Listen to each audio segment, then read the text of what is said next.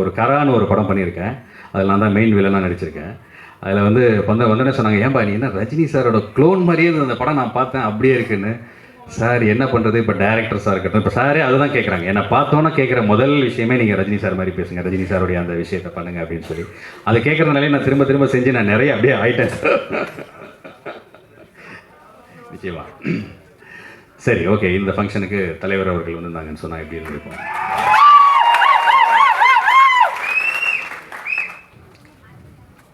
இங்கே உருவத்திருக்கும் பெரியவர்களே, தாய்மார்களே, பத்திரிகை சகோதர சகோதரிகளே, என்னுடைய இனிய நண்பர், மதிப்புக்கு மரியாதைக்குரிய திருநாவுக்கரசு சார் அவர்களே, தனஞ்சயன் சார் அவர்களே, அத்தனை பேருக்கும் என்னுடைய நன்றியை தெரிவிச்சுக்கிறேன். வாங்கண்ணா, வணக்கங்கண்ணா. என்னுடைய அன்புக்குரிய, பாசத்துக்குரிய, நேசத்துக்குரிய செந்தில் அவங்க அவங்களுடைய படம் அப்படின்னு சொன்னோன்னா நான் சரி நான் டெஃபினட்டாக வரேன். ஏன்னா அவரை நம்ம வாழ்த்தாமல் வேறு யார் வாழ்த்துவாங்க, நான் டெஃபினட்டாக வரேன் அப்படின்னு சொன்னேன். இங்கே உங்கள் எல்லாரையும் பார்த்தது எனக்கு ரொம்ப சந்தோஷம், ரொம்ப மகிழ்ச்சி. இந்த படம் நல்ல அளவில் அவங்க எதிர்பார்த்த அந்த லாபம், அந்த சக்ஸஸ் வரும் சொல்லி நான் கடவுளை வேண்டி விடைபெறுகிறேன். நன்றி, வணக்கம். இது ஒரு பொலிட்டிக்கல் மூவி, அரசியல் படமாக இந்த படம் வந்திருக்கு. அதிலும் தமிழ்நாட்டில் வாங்கண்ணா வணக்கங்கண்ணா அண்ணன், அதாவது எப்படி ஒரு அண்ணா அப்படின்ற ஒரு வார்த்தையை புரட்சித் தலைவர் எம்ஜிஆர் அவர்கள் கொண்டு போய் சேர்த்தாங்களோ, அண்ணா அப்படின்னோன்னா நமக்கு எம்ஜிஆர் அவர்கள் ஞாபகம் வரும், எம்ஜிஆர் அப்படின்னோன்னா அண்ணா அவர்கள் ஞாபகம் வரும். ஏன்னா அந்த வார்த்தையை அதிகமாக கொண்டு போய் மக்கள்கிட்ட அண்ணான்ற வார்த்தையவே கொண்டு போய் சேர்த்தவர் புரட்சித் தலைவர். அது மாதிரி அண்ணன் அப்படிங்கிற வார்த்தையை மக்கள்கிட்ட கொண்டு போய் சேர்த்தவரே நம்ம செந்தில் அண்ணன் தான். அண்ணன் அப்படின்னாருனாலே போதும், அந்த வார்த்தைக்கு அவ்வளோ அழகு, அவ்வளோ இனிமையாக இருக்கும். அவர் தான் அந்த வார்த்தைக்கு ஒரு பிராண்ட் அம்பாசிடர் மாதிரி. ஸோ எங்களுடைய இனிமையான அன்பான அண்ணன் செந்தில் அவர்கள் இன்றைக்கி வேறு ஏதோ படப்பிடிப்பு காரணமாக அவங்களால இங்கே வர முடியல அப்படின்னு சொன்னாங்க. ஸோ அவங்களுக்காக நான் இந்த நிகழ்ச்சியில் அவங்க சார்பாகவே நான் வந்தேன்னு கூட நீங்கள் சொல்லலாம். அண்டு படத்துடைய ட்ரெய்லர் இது ஒரு பொலிட்டிக்கல் விஷயங்களை பேசுது. பாடல்கள், இசை, டான்ஸு எல்லாமே ஒரு புதிய டீம் அவங்களுடைய எஃபர்ட்டை போட முடியுமோ, என்ன அவங்களுடைய பெஸ்ட்டை கொடுக்க முடியுமோ அந்த பெஸ்ட்டை இதில் செஞ்சுருக்கிறாங்க. ஸோ அவங்களுக்கு அவங்க எதிர்பார்த்த அளவிற்கு அது வியாபாரத்துலேயும் அது இருக்கணும் அப்படின்னு சொல்லி நான் கடவுளை வேண்டிக்கிறேன். சினிமாங்கிறது அது காலத்துக்கும் வருமானம் தரக்கூடிய ஒரு ப்ராப்பர்ட்டி. அதை நம்ம சரியாக செஞ்சோம்னு சொன்னால் அது ப்ராப்பர்ட்டி தான், அது ஒரு இன்டெலெக்சுவல் ப்ராப்பர்ட்டி. அதுக்கு என்றைக்குமே அது ரெவென்யூ ஜென்ரேட் பண்ணிக்கிட்டே இருக்கும். ஒவ்வொரு டெக்னாலஜி வளர வளர அந்த கண்டென்ட், இப்போது சார் பேசும்போது சொன்னாங்க கில்லி 20 இயர்ஸ் கழிச்சு இவ்வளோ பெரிய கலெக்ஷன் பண்ணுது அப்படின்னா இட்ஸ் அ ப்ராப்பர்ட்டி, நமக்கு வருமானம் கொடுக்கும். சமீபத்தில் நான் தொடர்ந்து ஒரு 4-5 வாரமாக நான் உதயமில் அந்த ரீரிலீஸ் படங்கள் எல்லாமே நான் பார்க்குறேன்.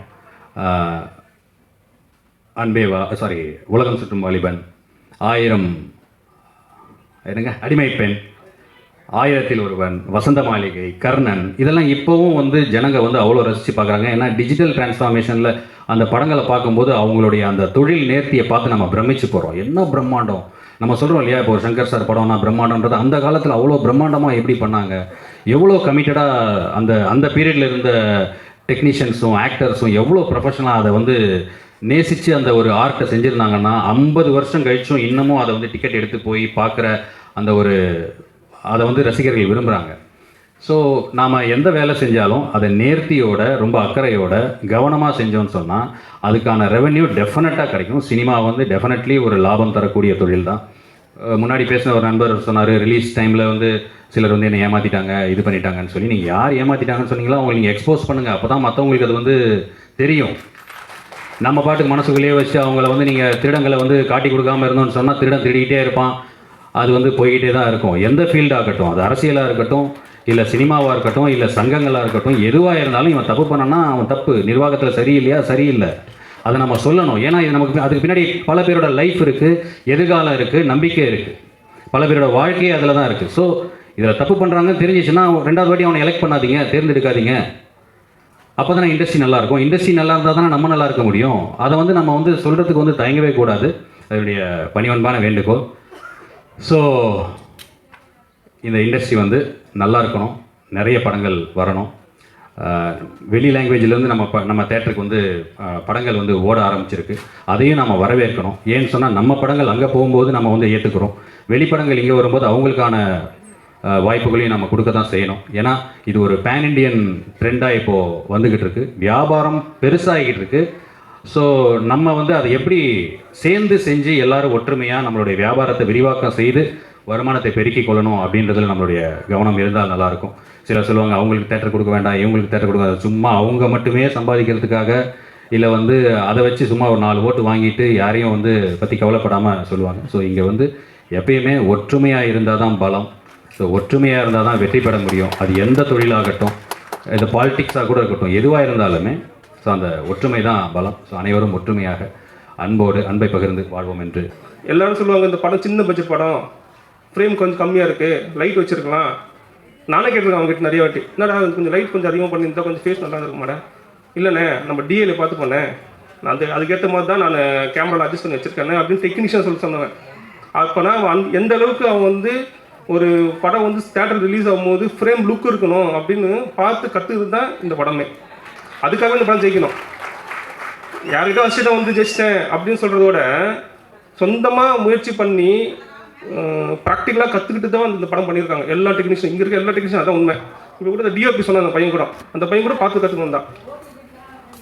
அதுக்காக இந்த படம் ஜெயிக்கணும் எனக்கு ரொம்ப ஆசை. இன்னொரு விஷயம் என்னென்னா, இந்த படம் முழுக்க 50% எடிட் பண்ணது நானே கிடையாது, சுந்தர் தான். இப்போ கூட பாருங்கள், சுந்தர் தான் இந்த ஸ்டேஜில் உட்காந்துருக்கணும், ஆனால் அவன் உட்காரல, எல்லாரும் உட்கார வச்சு அழகு பார்க்குறான். இப்பயும் ஓடிட்டு தான் இருக்கான் அவன். அதுக்கே அவனுக்கு ஒரு அப்ளாஸ் கொடுக்கணும். இதை நீங்கள் ஒன்றும் பண்ணாதீங்கண்ணே, நான் எடிட் பண்ணுறேன், ஃபுல்லாக முடிக்கிறேன், நீ வந்து ஃபைனல் மட்டும் பாருங்கள் போதும், நீ எப்படி பண்ணியிருக்கேன்னு எனக்கு சொல்லுங்கள் அப்படின்னு சொன்னால், நான் உண்மையிலே சொல்லுங்கள் படம் முழுக்க கிரியேட் யார் பண்ணால் சுந்தர் தான் போகணும். அதுக்கு எனக்கு ரொம்ப அது பொறாமலாம் கிடையாது. நான் ஒருத்தருக்கு சொல்லிக் கொடுத்து அந்த அளவுக்கு அவன் வந்திருக்கானே, அதுவே சந்தோஷம்.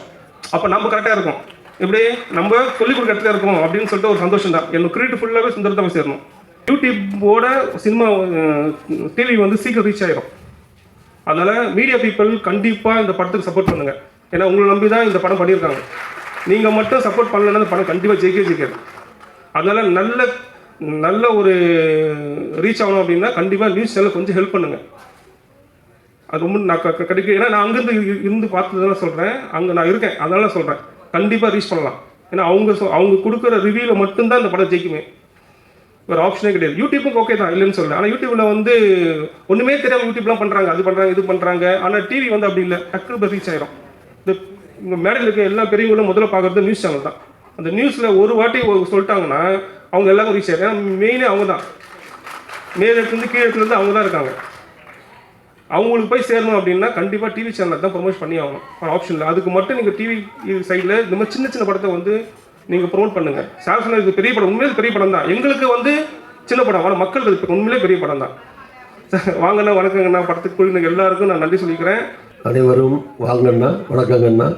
மேடையில் கூடியவருடைய இனிய சகோதரர்கள் திரு அன்புச்செல்வன் அவர்களே, திரு ஜீவா அவர்களே, ரஜினி சார் இருந்தால் என் பேரை எப்படி சொன்னாரோ அதே மாதிரி சொன்னார் அவர். படம் எடுத்து 35 வருஷம் ஆச்சு. அதில் மருதுபாண்டின்னு ஒரு படம் எடுத்தேன், படிச்சது எம்ஜிஆர் பேரில் பொன்மனம் ஃபிலிம்ஸ் இப்போ இருக்குது. பொன்மனம் ஃபிலிம்ஸ்னு ஆரம்பித்து அதில் வந்து ராம்கி, சீதாநாசர் இவங்கெல்லாம் வச்சு இளையராஜா அவர்கள் மியூசிக், பாரதி ராஜாவுடைய மச்சான் மனோஜ்குமார் தான் அதில் டைரக்டர். நல்லா வெற்றிகரமாக 100 நாளைக்கு மேலே ஓடிச்சு இந்த படம். சகோதரர் ரஜினிகாந்த் தான் வந்து தொடங்கி வச்சார். அவர் தான் 100வது நாள் விழாவில் கலந்துக்கிட்டு வந்து பரிசெல்லாம் கொடுத்தார், எல்லாத்துக்கும் கிடையங்கள்லாம் வழங்கினார். அப்போ எனக்கு வந்து ப்ரொடக்ஷன் காஸ்ட் எவ்வளோ தெரியுமா? 1989, 90 அந்த படம் எடுக்கும்போது எனக்கு 35 வருஷம் ஆச்சு. இப்போ இல்லாத திரைக்கதை அது வேறு, தயாரிப்போடு சேர்த்து. அதுக்கடுத்து அடுத்த வருஷத்தில் அக்னி பார்வைன்னு எடுத்தேன், அதே பொன்மன ஃபிலிம்ஸில். இப்போ பழைய டைரக்டர் சிவாஜி டைரக்டர் மாதவன் இல்லை, அவர் தான் டைரக்டர். ஸோ அவர் சொன்ன மாதிரி நான் தான் ஹீரோ, சரியாக நடிப்பு வரல, அதனால் விட்டுட்டேன். நடிக்க தெரியாதனால அந்த ஒரு படத்தோடு நிறுத்திக்கிட்டேன். இந்த 2 படங்கள்லாம் எடுக்கிற போது அப்போல்லாம் வந்து ப்ரொடக்ஷன் காஸ்ட்டு ஒரு 50 லட்ச ரூபா இருக்கும், அவ்வளோதான். அப்போது இப்போ சின்ன படம் பெரிய படம் உங்களுக்கு அந்த பிரச்சனைலாம் கிடையாது. ப்ரொடக்ஷன் காஸ்ட்டு எல்லாமே ஃபில்ம் ரோலு அந்த காலம். அதில் டெய்லி செலவு, சாப்பாடு செலவு வந்து நான் வந்து இப்போ படித்தது எம்ஜிஆர் ஷூட்டிங்கில் வந்து டெய்லி நல்லா சாப்பாடு போடுவார்னு அவருக்கு பேர் உண்டு. அதே மாதிரி விஜயகாந்த் அவர் விஜயகாந்த் நல்லா சாப்பாடு போடுவார்னு அவருக்கு பேர் உண்டு. அது மாதிரி பொன்மனம் ஃபிலிம்ஸு நல்லா சாப்பாடு போடுவாங்கன்னு பேர் எடுத்தேன். டெய்லியில் என்னெல்லாம் உண்டோ அசைவம் சைவம் எல்லாம் போட்டு சூப்பர் சாப்பாடு போட சொன்னேன். ஆனால் செலவு எவ்வளோ தெரியுமா? 10,000 தான். ஒரு நாளைக்கு ப்ரொடக்ஷன் மேனேஜர்கிட்ட 10,000 ரூபா கொடுத்து விடுவேன். 10,000 ரூபாய்க்குள்ளே இவ்வளோ பெரிய அருமையான சாப்பாடு பேட்டா எல்லாம் கொடுத்து இப்போ படம் எடுத்த காலம் அந்த காலம். இப்போ 10 லட்ச ரூபா வரைக்கும் போகுது ஒரு நாளைக்கு. இந்த கேசட் ரிலீஸ் பண்ணுறது கூட நிறையா நிகழ்ச்சியில் நான் கலந்துருக்கேன். நாங்கள் பார்க்கும்போது பார்த்தீங்கன்னா ஒரு 10 பேர் 20 பேர் தான் முன்னாடி உட்காந்துருப்பாங்க. இதுமாதிரி கமலா தியேட்டர்லேயே ஃபுல் ஷோவில் உட்காந்துருக்க மாதிரி நிறைய பேர் வந்து உட்காந்துருக்கீங்க. இதே நான் உள்ளே வரும்போது கூட இந்த கூட்டி வரும்போது உள்ளே வரும்போது பார்த்துட்டே வந்தேன். இவ்வளோ க்ரௌடு ஃபுல்லாக இருக்குது, எல்லா சீட்டும் ஃபுல்லாக இருக்குது. ஒரு வேளை ஷோ கில்லிக்கு ஆள் அனுப்பிட்டாங்களா உள்ள கேட்டேன். கில்லி ஆடியன்ஸா இல்லை வாங்கினா வணக்கண்ணா ஆடியன்ஸான்னு கேட்டேன். இல்லை வாங்கினா வணக்கண்ணா தான் வந்திருக்காங்க, கில்லி 12 மணி தான் வர போகிறாங்க அப்படின்னாங்க. அது நிறையா யங்ஸ்டர்ஸ்லாம் பார்க்குறேன். அது நிறைய பேர் இப்போ மேடையில் நிறைய டைரக்டர்ஸ் பேசினாங்க. இல்லை அசிஸ்டன்ட் டைரக்டர்ஸு, அசோசியேட் டைரக்டர், இந்த மாதிரி ரைட்டர்ஸு, இந்த மாதிரி பல்வேறு டெக்னிக்கல் ஃபீல்டில் இருக்கக்கூடிய பல இளைஞர்கள் எதுக்கு வந்து பெரிய கனவுகளோடு உட்காந்துருப்பீங்க, எதிர்கால கனவுகளோடு. உங்களுக்கெல்லாம் இவங்க மேடையில் இருக்கவங்களாம் ஒரு முன்னோடிகள் மாதிரி. ஸோ அவங்களெல்லாம் நீங்கள் பார்க்குற போது இவங்கெல்லாம் ஜெயிச்சிருக்காங்க, நாமளும் ஜெயிக்க முடியும் அப்படிங்கிற நம்பிக்கை உங்களுக்கெல்லாம் கண்டிப்பாக வர வேண்டும், வரும் என்று வாழ்த்துகிறேன். நிறைய இளைஞர்கள் புதுசாக வர்றாங்க. அப்படி வரணும். அப்படி வந்தால் தான் சினிமா என்றைக்கு நிலைச்சி நிற்கும். நிறைய இளைஞர்கள் டெக்னாலஜியில் மட்டுமல்ல, புது டைரக்டர்ஸு, புது இசையமைப்பாளர்கள், புது நடிகர்கள், டெக்னீஷியன்ஸு, எடிட்டர்ஸு, இந்த மாதிரி நிறையா நியூ கம்மர்ஸ் வரத்தான் இது வந்து இந்த கலை உலகம் அல்லது சினிமா உலகம் பர்மனெண்ட்டாக நிலைச்சி நிற்க முடியும். ஏன்னா ஒரு 4 ஆக்டரை நம்பி தான் சினிமாவே இருக்குது, 4 டைரக்டரை நம்பி தான் சினிமாவே இருக்குது, 4 ப்ரொடியூசரை நம்பி தான் சினிமா இருக்குன்னா பல பேருக்கு வேலையும் இருக்காது. ஒரு 4 குடும்பம் வேணால் பிழைக்கலாமே தவிர இதை நம்பி இருக்கிற பல்லாயிரக்கணக்கான தொழிலாளர்கள் இருக்கக்கூடிய பணியாற்றக்கூடிய பணியாளர்கள், டெக்னீஷியன்ஸ், அவங்கெல்லாம் வந்து வாழ்க்கையில் வந்து வசதி பெறுவது மட்டுமல்ல, வாழ்க்கைக்கான ஆதாரமாக சினிமா இருப்பது மட்டுமல்ல, அவருடைய திறமைகளும் வெளியே வர்றதுக்கு, அவருடைய ஸ்கில் வெளியே வர்றதுக்கு இது மாதிரி நிறையா படங்கள் வரணும். ஆரம்பித்த லெவல்லே நிற்கும், சில படம் ஆரம்பிக்காமலே நிற்கும், பேசிக்கிட்டே இருப்பாங்க.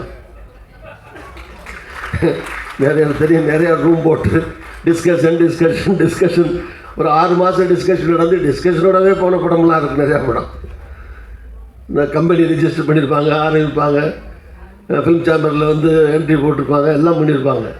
ஆனால் ஸ்டார்ட்டே பண்ணியிருக்க மாட்டாங்க. ஸோ அது மாதிரி இப்போ நானே 2 படத்தோடு நிறுத்திக்கிட்டேனே, 2 படம் தான் எடுத்தேன். அதுக்கு மேலே என் சன்னு கூட ஃபிலிம் இன்ஸ்டியூட்டில் தான் படிச்சுட்டு வந்தான் அமெரிக்காவில். சாய் விஷ்ணு 3வது பையன் அமெரிக்காவில் வந்து ஃபிலிம் இன்ஸ்டியூட்டில் படிச்சுட்டு வந்தான்.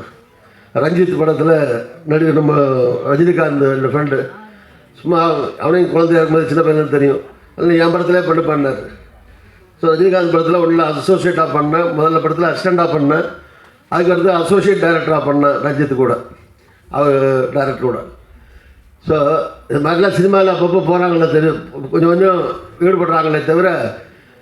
பட் அவன் அமெரிக்காவெலாம் படிச்சுட்டு வந்தால் என் மகன் தான் இருந்தாலும் இன்னும் ஒரு டைரக்ட் பண்ணுறதுக்கான அந்த சூழ்நிலையோ வாய்ப்போ வர்றதில்லை.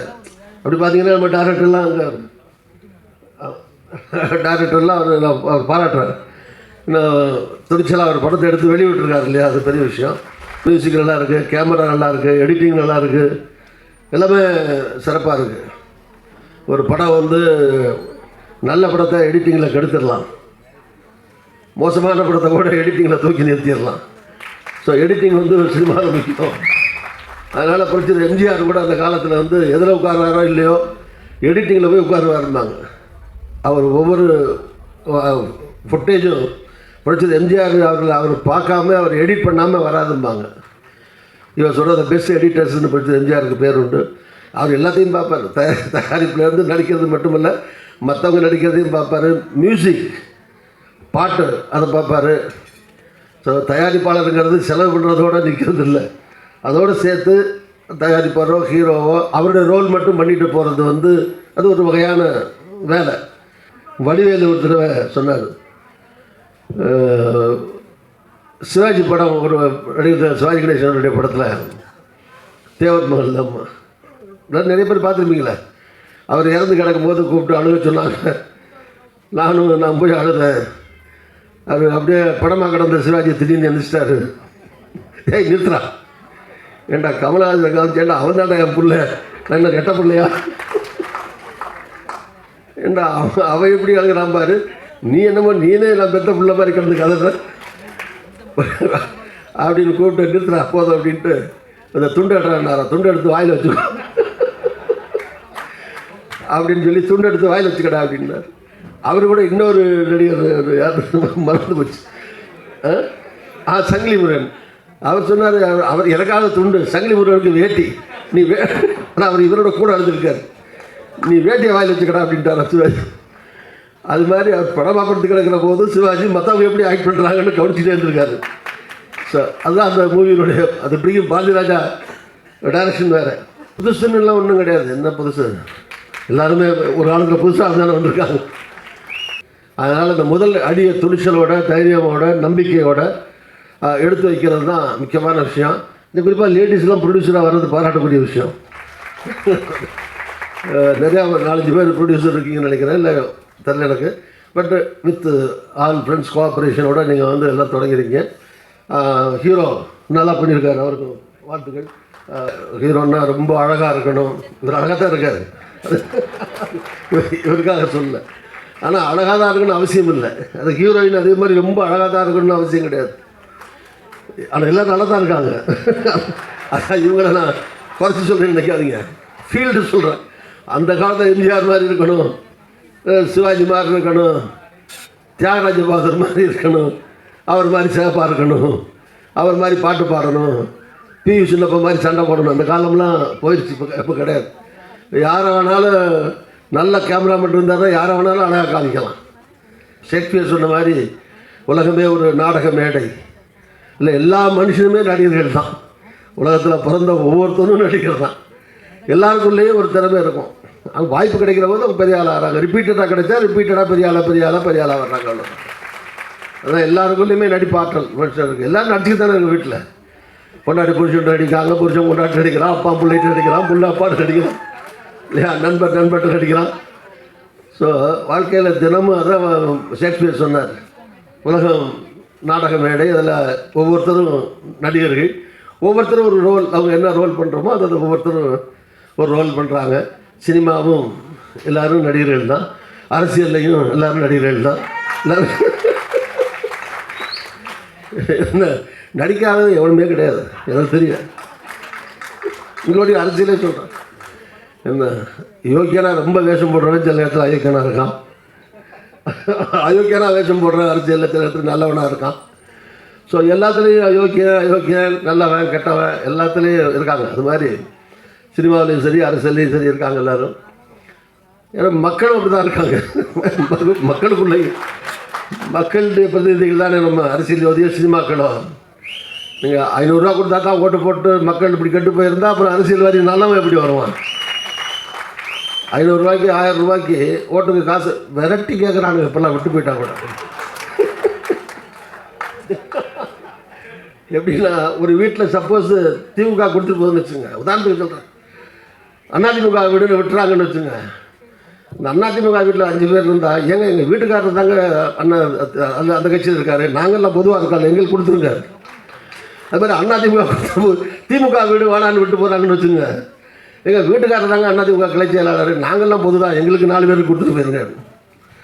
அதே மாதிரி 2 கட்சி சொல்கிறதுனால மற்ற கட்சி கோச்சு 2 பேரும் கோச்சக்கூடாது. காங்கிரஸ், பிஜேபி எல்லா கட்சியும் தான், எல்லா கட்சியும் சார்பில் நிற்கிறவங்க நீங்கள் காசு ஒரு வீட்டை கொடுத்துட்டு இந்த கட்சி அல்லது நமக்கு எதிரான கட்சி கொடுக்குற கட்சிக்கு எதிரான கட்சின்னு வச்சுங்க, இவங்க ஓட்டு போடாமல் விட்டுட்டு போனால் விரட்டி வாங்குறாங்க. ஆமாம், கொடுக்கலைன்னா போட மாட்டாங்க.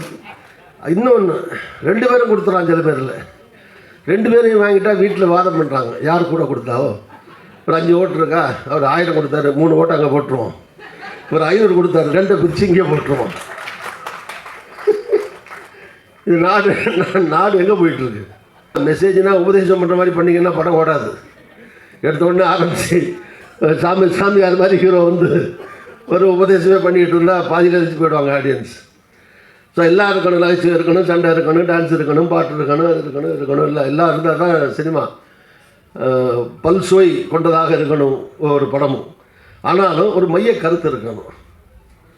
ஒரு கதையில் ஏதோ ஒரு ஜனங்களுக்கு மக்களுக்கு ஒரு மெசேஜ். படம் பூரா 2.5 மணி நேரமும் மக்களுக்கு உபதேசம் பண்ண வேண்டியதில்லை. ஆனால் 2 நிமிஷமாவது அந்த 2.5 மணி நேரத்தில் 2 நிமிஷமாவது மக்களை நல்வழிப்படுத்தக்கூடிய ஒரு விஷயம் வசனத்துலேயோ பாடல்லையோ ஒன்று இருந்தால் அதுதான் அந்த படம் சாதிக்கிற சாதனை அப்படின்னு சொல்லலாம். அரசியல்வாதியும் மாறணும், சினிமாவும் மாறணும், எல்லாம் சேர்ந்து மக்களுக்கான வழியில் மக்களை மகிழ்ச்சியடைய செய்கிற விதத்தில் இருக்கணும். அங்கன்னா வணக்கங்கால ஒரு பாட்டில், விஜய் பாட்டில் வர்ற ஒரு தலைவா படத்தில் வருதா, அது ஒரு பாட்டு தான். ஆமாம், அதில் வந்து அது இப்போ நிறையா பாட்டே தான் நிறையா படத்துக்கு வருது, இந்த மாதிரி தலைப்பாக வருது. நல்ல ஒரு பாப்புலர் படம், பாப்புலர் பாட்டு. அதனால் இந்த தலைப்பு ரொம்ப கேட்சிங்காக இருக்குது. கஷ்டப்பட்டு நடிச்சிருக்கிற எல்லாருக்கும் என்னுடைய வாழ்த்துக்கள், பாராட்டுகள். படத்துடைய ப்ரொடியூசர், டைரக்டர், நடிகர்கள், டெக்னீஷியன்ஸ் எல்லாருக்கும் என்னுடைய வாழ்த்து, பாராட்டு. மக்கள் வெளியே வரும்போது ஈஸியாக சொல்கிறோம், ஒன்றும் சரியில்லைங்க. இப்போ நிறைய யூடியூபர் வந்துருச்சா அப்படி. இப்போ நான் கூட பார்த்தேன், நாங்கள் இப்போ அரசியல்வாதிகள்லாம் ப்ரெஸ் மீட் வச்சா கூட இவ்வளோ கேமரா வராது. ஒரு 10 கேமரா வந்தால் பெருசு. லேசாக எண்ணி பார்த்தேன், 30 கேமரா இருக்குது. 30 சேனல் இருக்குது. TV channel, YouTube channel, online channel. எண்ணி பார்த்தீங்கன்னா மொத்தம் 30-35 பேர் நிற்கிறாங்க. அதே மாதிரி தான் ஒவ்வொரு படத்துலையும் வரும்போது 35 பேருக்கு என்னுடைய வேண்டுகோள் என்னென்னா, ரொம்ப பாவம் கஷ்டப்பட்டு எடுக்கிறாங்க, நல்லதாக சொல்லுங்கள், 4 வார்த்தை பாராட்டி. குறை சொல்கிறது ரொம்ப ஈஸி, யாரை வேணாலும் விமர்சனம் பண்ண வேண்டியதான். ஆனால் ஒரு எல்லை மீறி கஷ்டப்படுறவங்களை வந்து காயப்படுத்துகிற மாதிரி வந்து விமர்சனங்கள் இருக்கக்கூடாது. படமாக இது என்ன கேவலமாக எடுத்துருக்காங்க அப்படின்னு சொல்லி மற்றவங்களையும் உள்ளே போக விடாமல் நிறுத்துறதுக்காக உங்களை கூப்பிடலையே பார்க்குறதுக்கு, அது நீங்களாக பார்த்து வந்தாலும் சரி. அதனால் என்னுடைய வேண்டுகோள் என்னென்னா, இது வந்து ஒரு கஷ்டப்படுற ஒரு ஃபீல்டு அது.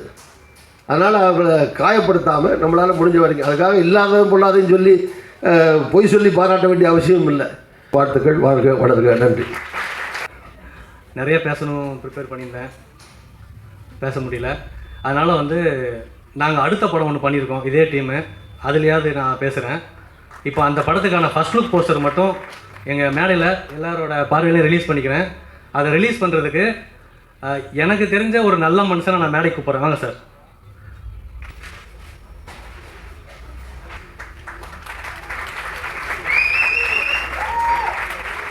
இந்த படத்தோட ப்ரொடியூசர் சையது சார், மேலே வாங்க சார். மியூசிக் டைரக்டர் சதீஷ்குமார், வாடா சிட்டா பறந்து வா. அந்த பையனில் இருக்கிறேன்.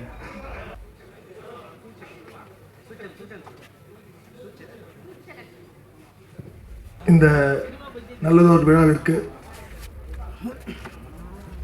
அதிர்ச்சியாக என்னையும் சிறப்பு அழைப்பாளராக அழைத்த அன்பு தம்பி சுந்தர் அவர்களுக்கு நன்றி. நான் அண்ணன் திருநாகசன் அவர்களை சின்ன வயதிலிருந்தே பார்க்கிறேன். ஏன்னா எங்கள் அப்பா எம்ஜிஆர் கூட இருந்தவர், அதனால் சின்ன வயசுலேருந்தே பார்க்குறேன். அவரோட இன்றைக்கும் அன்றைக்கி இப்போ நான் மீட்டிங் கூட்டு போகும்போது ஒவ்வொரு 1/2 மணி நேரத்தில் ரெடியாக வருவார். அப்படியே இருக்கார். நாங்கள் தான் எங்களுக்கு தான் வயசாகிடுச்சு.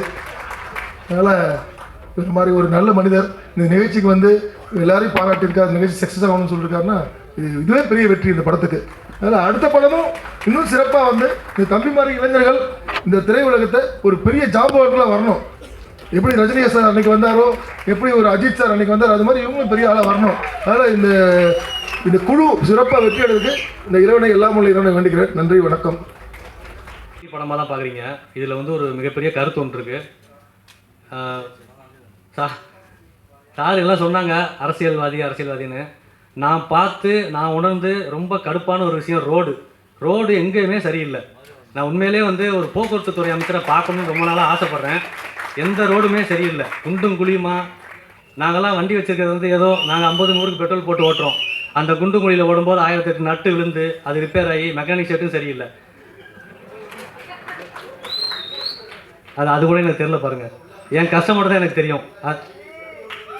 ஓகே சார், நான் அதை டீட்டெயிலாக சொல்லணும்னு எனக்கு இல்லைல்ல. நான் படிச்சுட்டு தான் வந்து சொல்லணும். ஏன்னா எனக்கு வந்து என் பிரச்சனை தான் எனக்கு கண்ணுக்கு தெரியும். அதனால் ஒரு எம்எல்ஏவாக இருக்கிறவர் கடைசியில் அந்த ரோட்டில் அவரை நடக்க வச்சு இந்த ரோடு எவ்வளோ கஷ்டமாக குண்டு குழியுமாக இருக்குது பாருங்கன்னு உணர்த்துகிற படம் தான் இது.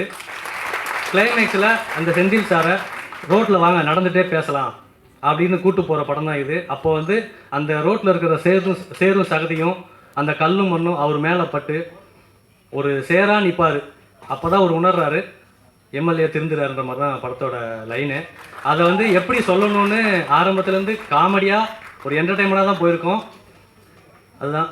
நன்றி. எல்லோரும் இதை காமெடி படமாக மட்டும் பார்த்துடாதீங்க. இது ஒரு கடைசியில் ஒரு கருத்துள்ள படம். சார் சொன்னீங்க 2.5 மணி நேரம் படத்தில் ஒரு 2 நிமிஷம் கருத்து இருந்தால் போதும்னு. இது வந்து ஒரு 3-3.5 நிமிஷமே கருத்து இருக்குது. கடைசியில் வெளியில் போகிறப்போ உண்மையிலே நம்ம போகிற வழியெல்லாம் திரும்பி பார்க்கணும் மக்கள். அதுக்காக இந்த படத்தை எடுத்துருக்கோம். இது வந்து சும்மா காமெடி படம் மட்டும் இல்லை, இதுக்கப்புறம் கருத்துள்ள படம் நிறைய இருக்குது. எங்களை ப்ரொடியூசர்ஸ் யாரும் நம்ப மாட்டேன்றாங்க. ஏன்னா புது டீமு பெரிய கருத்துள்ள படம் எப்படி பண்ணுவீங்க அப்படின்னு. அதுக்கான சின்ன ஒரு ஊருக்காக தான் இந்த படம். அடுத்து பெரிய பெரிய கதைகள்லாம் இருக்குது. எனக்கு பின்னாடி எனக்கு முன்னாடி நிறைய டேரக்டர்ஸ் இருக்காங்க. அவங்களுக்குலாம் வாய்ப்பு கிடைக்கணும், எனக்கும் வாய்ப்பு கிடைக்கணும். நன்றி. இந்த விழாவுக்கு வந்த எல்லாருமே நன்றி. அழைத்து வந்த விருந்தாளிகளுக்கு நன்றி, அழைக்காமல் வந்த விருந்தாளிகள் நன்றி. Thank you sir. மேனேஜர் சார், உங்கள்கிட்ட மெயினாக கேட்டுக்கிறேன், எங்கள் ஹீரோயினி மட்டும் 2 வார்த்தை பேசிக்கிட்டோம். அவங்களாம் புதுமுகம், அவங்கள நம்ம எல்லாம் சேர்ந்தா வளர்த்து வரணும். சந்தியா வாங்க. அண்ட் இது என்னோட ஃபர்ஸ்ட் மூவி. நான் தேங்க் பண்ணிக்கிறேன் அண்ட் ராஜ் கனாயிரம் சார் அவர்களுக்கு என்னை இந்த மூவியில் செலக்ட் பண்ணதுக்கு. ஸோ சின்ன வயசுலேருந்தே வந்து Senthil and Goundamani sir comedy அந்த காம்போவில் வந்துட்டு நாங்களாம் நிறைய வைப் பண்ணிட்டு இருந்திருப்போம். ஸோ அவர் கூட வந்து நான் சேர்ந்து நடிப்பேன் அப்படின்ற மாதிரி நான் என்றைக்குமே நினச்சி பார்த்ததில்லை. ஸோ அந்த ஒரு மொமெண்ட்டை க்ரியேட் பண்ணி கொடுத்த சுந்தர் சார் அண்ட் ராஜ் கனாயிரம் சாருக்கு தேங்க் பண்ணிக்கிறேன். தேங்க்யூ. முதலாவது இந்த ஆண்டவருக்கு நன்றி. ஏன்னா இந்த ஸ்டேஜ் கிடைக்கிறதுன்றது ரொம்ப சாதாரண விஷயம் இல்லை. எல்லாருமே ஒரு ஹைட்டுக்கு போகணுன்றது எல்லாத்துடைய ஆசையும். அது சினிமா தொழில் மட்டும் இல்லை, எல்லா தொழிலுமே இருக்கும். ஆனால் சினிமான்றது கொஞ்சம் எல்லாத்தையும் அந்தந்த இடத்துக்கு கொண்டு போய் சேர்க்கறதுக்கான ஒரு வழி. எங்கள் டீமையும் மதித்து இத்தனை பேர் வந்திருக்காங்கன்றது தான் ரொம்ப ஒரு பெரிய விஷயமா இருக்குது. ஏன்னா எல்லா இடத்துலையும் சான்சஸ் கேட்கும் போதே சாங்ஸ் அனுப்ப சொல்லுவாங்க, சாம்பிள் பார்ப்பாங்க. கடைசியில் வந்து இல்லை சார் ப்ரொடியூசருக்கு ஒருத்தர் தெரிஞ்சவர் வந்தார், அவரை மியூசிக் டைரக்டரோ கமிட் பண்ணிட்டோம் அப்படின்னு சொல்லிடுவாங்க. அந்த வழி வந்து நிறைய பேர்த்துக்கு நான் என் ஃப்ரெண்டுங்கள்கிட்ட, எங்கள் அம்மாக்கிட்ட, அப்பாக்கிட்ட எல்லாத்துக்குமே ஷேர் பண்ணியிருக்கேன். அதனால் ஒவ்வொருத்தரையுமே கண்டிப்பாக நீங்கள் ஒரு அப்ரிஷியேட் பண்ணி அட்லீஸ்ட் ஒன்ஸ் சான்ஸ் கொடுத்து நீங்கள் பார்க்கலாம். அது ஏன்னா அது உங்களுக்கும் அவங்களுக்கும் ஒரு நல்ல ஒரு தொடர்பாக இருக்கும்னு நினைக்கிறேன். இந்த படம் வந்து வாங்கினா உனக்குண்ணா டைட்டில். இந்த டீம் வந்து பார்த்திங்கன்னா ஒரு ஜாலியான டீம். ஒரு ஒரு ஆஃபீஸர் ஒரு இதாக இல்லாமல், ஒரு ப்ரொஃபஷ்னலாக இல்லாமல் எல்லாருமே ஒரு ஃப்ரெண்ட்ஸ் மாதிரியே தான் இங்கே வந்து பழகிறது, பேசுகிறது எல்லாமே. எதுனாலும் திட்டிக்குவோம், பேசிக்குவோம், திரும்பி வந்து எல்லாருமே ஒன்றா சேர்ந்துக்கிட்டு திரும்பி ஒர்க் பண்ண ஆரம்பிப்போம். பல குறைகள் பல நிறைகள் இருந்தாலும் இந்த டீம் இந்த அளவுக்கு வந்ததுக்கு என் இறைவனை கண்டிப்பாக நான் வேண்டிக்கிறேன். இந்த படம் வெற்றியடைய எல்லாருமே வந்து இந்த திரைப்படத்தை வந்து கண்டிப்பாக ஆதரிக்க கேட்டுக்கொள்கிறேன். நன்றி, வணக்கம்.